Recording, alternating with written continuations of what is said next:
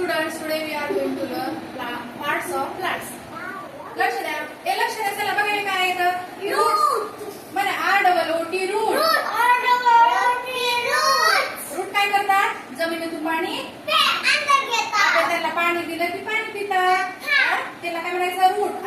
ROOT root. हे काय? Stem. STEM stem.